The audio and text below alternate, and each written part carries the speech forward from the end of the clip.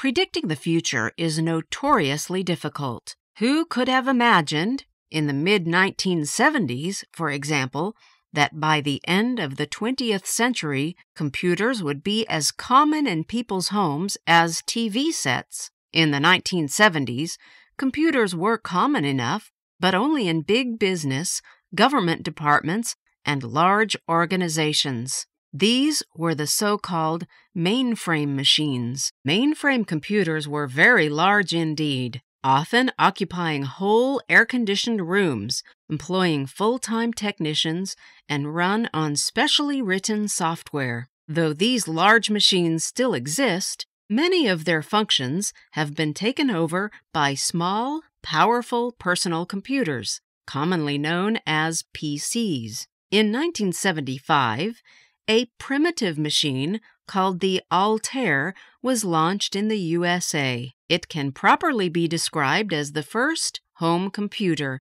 and it pointed the way to the future. This was followed, at the end of the 1970s, by a machine called an Apple. In the early 1980s, the computer giant IBM produced the world's first personal computer. This ran on an operating system called DOS, produced by a then-small company named Microsoft.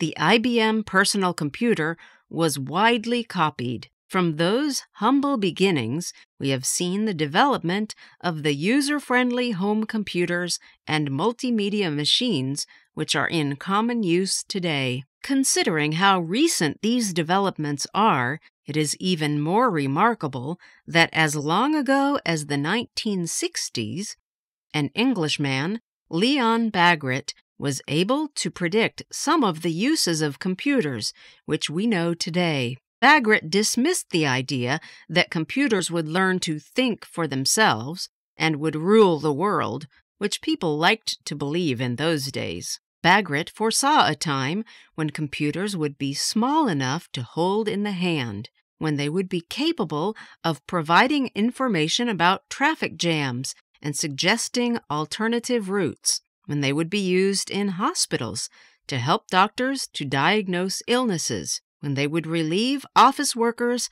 and accountants of dull, repetitive clerical work. All these computer uses have become commonplace. Of course, Leon Bagrit could not possibly have foreseen the development of the Internet, the worldwide system that enables us to communicate instantly with anyone in any part of the world by using computers linked to telephone networks. Nor could he have foreseen how we could use the Internet to obtain information on every known subject so we can read it on a screen in our homes, and even print it as well if we want to. Computers have become smaller and smaller, more and more powerful, and cheaper. This is what makes Leon Bagrit's predictions particularly remarkable. If he, or someone like him, were alive today, he might be able to tell us what to expect in the next 50 years.